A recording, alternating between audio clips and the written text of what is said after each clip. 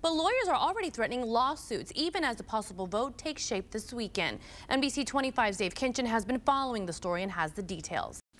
Police say 4-year-old Dominic Calhoun endured days of torture before his death last month. Now his family has taken action to save other children from a similar fate. It's our top story tonight. Starting tomorrow, tanning salons across the country will have to tax their patrons 10% to use their indoor tanning beds. That federal revenue will help pay for the new health care bill. NBC 25's Jessica Harthorn joins us live to tell us what one local tanning salon has to say about it. Jessica?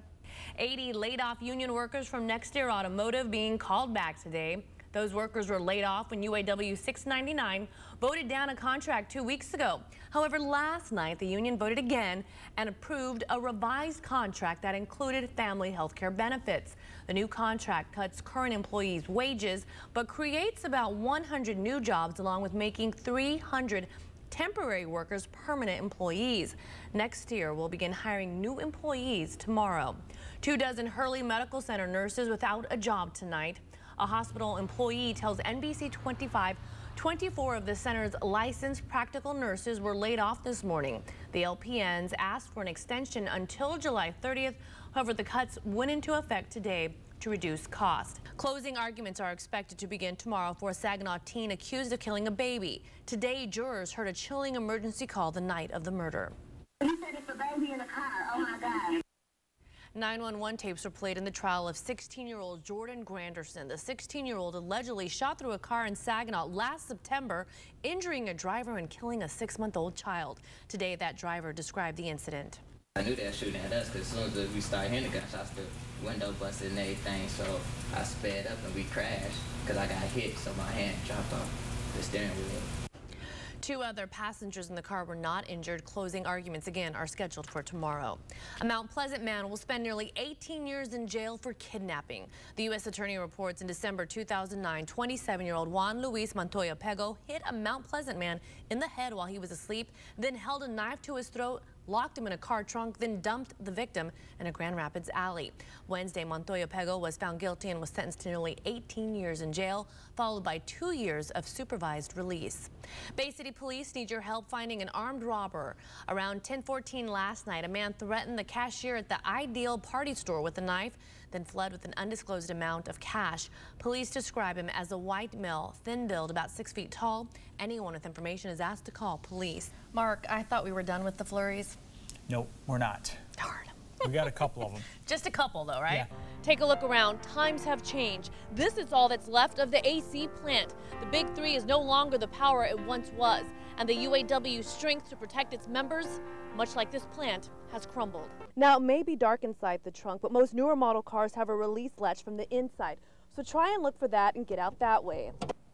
Once you open it, try and flag someone down. Kim says her daughter's room was the worst. All the walls were covered in mold. She had to gut the whole room. And now 9 months after buying the home, her daughter still can't sleep here. Just like Jim Geyer mentioned a few moments ago, and as you can tell on me and on the roads, the snowfall has definitely started. And while it looks like a postcard, it's making for some tough driving conditions for those out celebrating the new year across mid-Michigan. We'll talk to several postal workers and find out what cuts would mean to your service. Reporting live in Flint, Jenny Suniga, NBC 25 News. The quaint and quiet town of Lennon is safe, the epitome of family values. It was the reason Mary Preer moved here, but she was dead wrong. But obviously somebody saw her as one that they wanted to facilitate the opportunity to go and snatch onto her, drag her out of the house, beat her, choke her, drag her, molest her, and then leave her for dead. Because she was just a vulnerable person, and to have her treated like that, it's just awful. Barbara Baker Omerod barely knew Mary, but was horrified by her 88-year-old neighbor's cold-blooded rape and murder.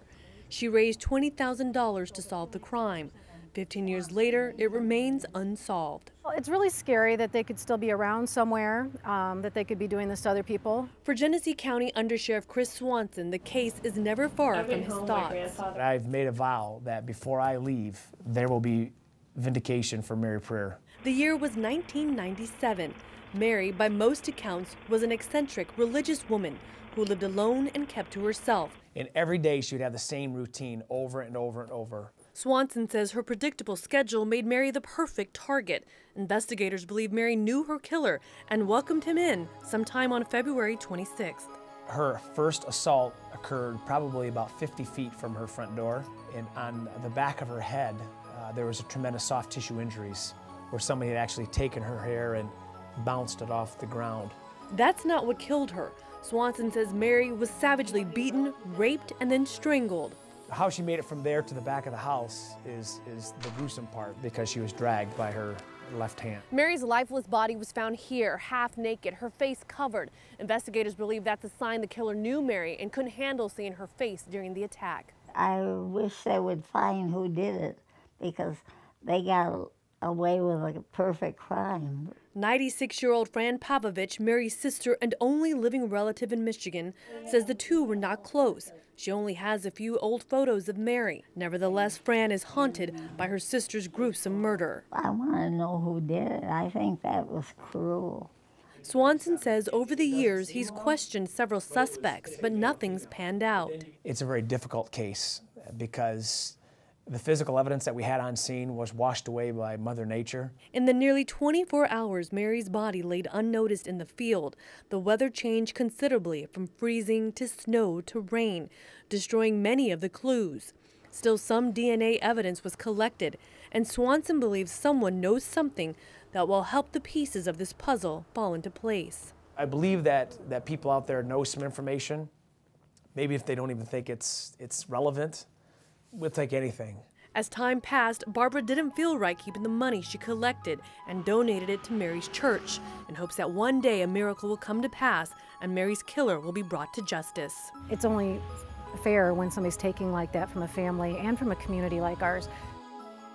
Dylan, the county land bank maintains more than 6,000 foreclosed properties by mowing grass and boarding up the homes until someone buys and takes over the property. But that program could soon be weeded out with the county's proposed budget cuts. Mowing, edging, picking up trash and everything in between. That's what Genesee County Land Bank workers do daily to keep foreclosed properties from becoming an eyesore.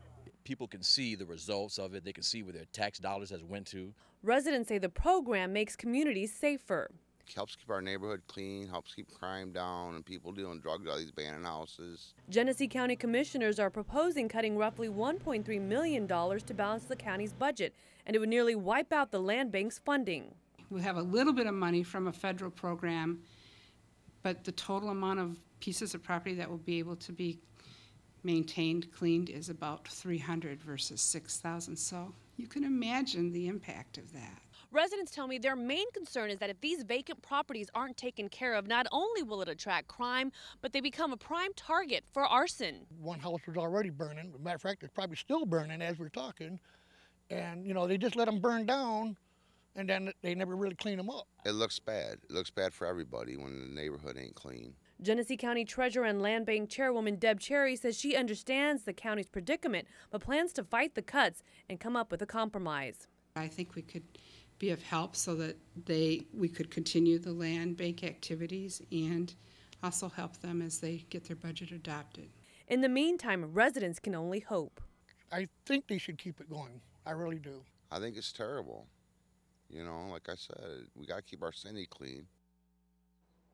The $80 million budget won't be adopted until later this month and can be changed. Cherry says she plans on having several meetings with commissioners to come up with a compromise. Reporting live in the newsroom, Jenny Suniga, NBC 25 News. It's been 14 months. Who would have thought that we would find the dog again? Monica Benson still can't believe her beloved pooch Caesar will soon be home. I didn't believe it.